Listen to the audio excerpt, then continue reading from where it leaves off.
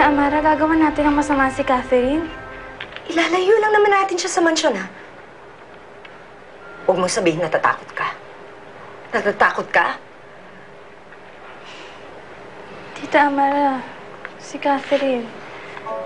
Siya si Maylin eh. Siya yung pinsan ko. Siya yung kaisa-isang taong nagparamdam sa akin na may kapatid ako.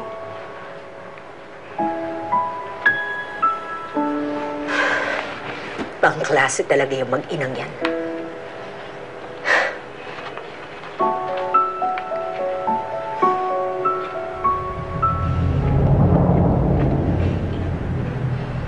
O anak, sa birthday ko, maaga tayo magsisimba, ha?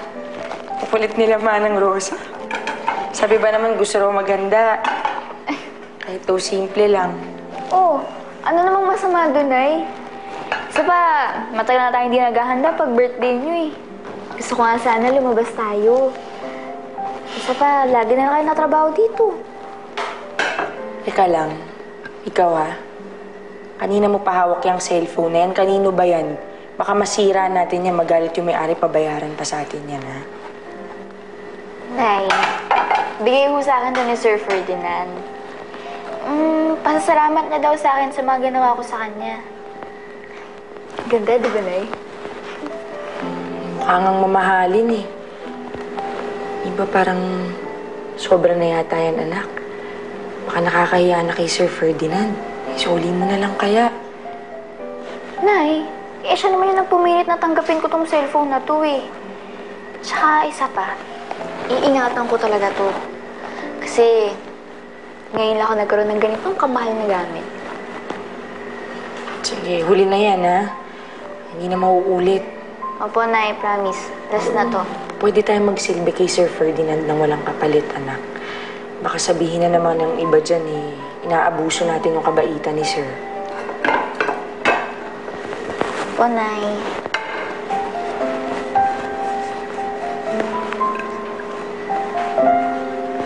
Turuan na kita dyan.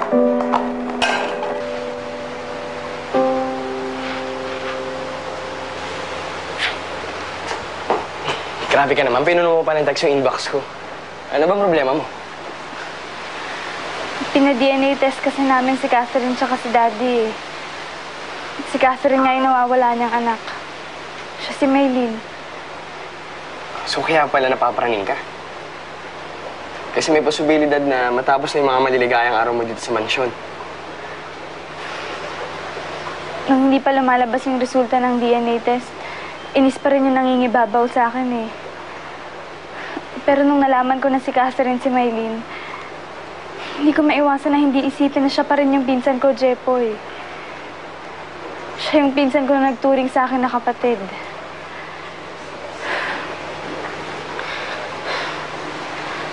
Eh, bakit kasi hindi mo naman sabihin sa kanya yung totoo?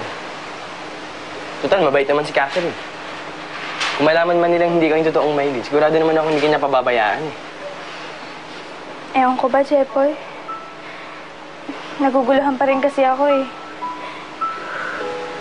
Ayoko mawala sa akin lahat ng to. Pero patuloy ko pa rin kasing naaalala yung pinagsamahan namin ni Maylin noon eh. Yung mga masasayang araw namin. At saka hindi ako minahal ng tatay ko noon. Pero si Maylin at yung nanay niya, tinuring nila akong pamilya.